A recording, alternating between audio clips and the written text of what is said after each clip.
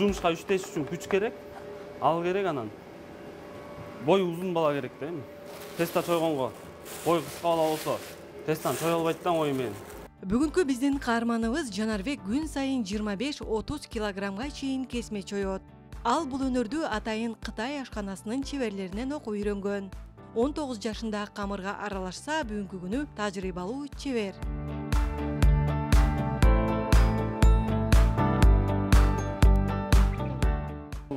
Кытай лапшасы деп айтылат. Bunun türü көп эми. Бизде да Казак, Кыргызстанда бар. Эң өнүккөнү ошо ланжо эмеси да. Ланжо камыры эмеси лапшасы. Кытайлар бар, үйрөнүп анан бул жакка келгем да. Азыр болсо камырды даярдап атабыз. Камырды где-то бир 10 минуттан 15 минутка чейин базабыз да. Буну биз чоёп аткан себеби камыр түз болуп, тегиз болуп чыгыш үчүн чоёбуз да, шинтипчи. Анан мид базабыз, эзебиз, ичиндеги бүрчөктөрдү эзип даярдайбыз. Башына келгенде кыйын болгон. Жаңы иштеп баштаганда. Бир айда кыйналып анан кийин үйрөнүп кеткенбиз. Жумуш өтө оор, алды алып коет күчтүү. Күнүнө эртең менен келгенде жүрүйбүз 25 килограммдан 30 килограммга чейин. Бүгүн кечке жетет ошол.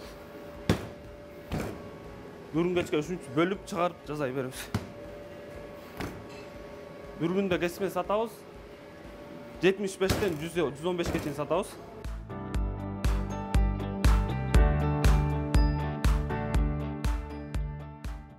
Мына теста даяр болуп калды уже. Даяр болгондо бүт чогултуп алабыз.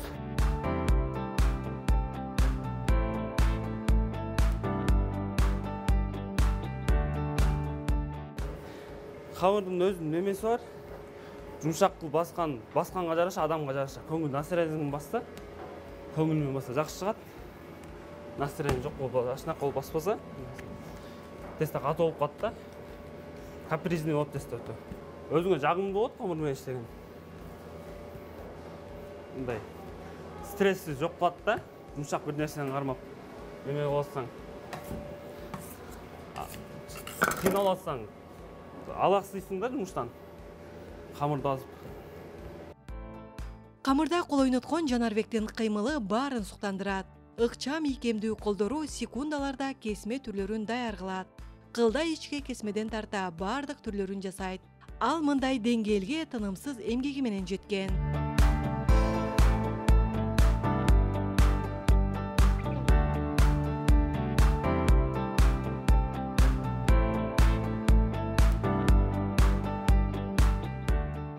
Жанарбек бул өнөрүн башкаларга дагы үйрөтөт. Анын колунан үйрөнгөн балдар бүгүнкү күнү өзүнө шерик катары иш алып барышат.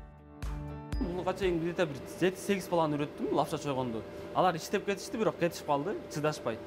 Үйрөнгөндөр калышты. Азыр үйрөнгөндөр башка точкада азыр өз общий балдарыбыз, үйрөнгөн балдар, иштеп аткан балдар. 9 бала иштеп атабыз да.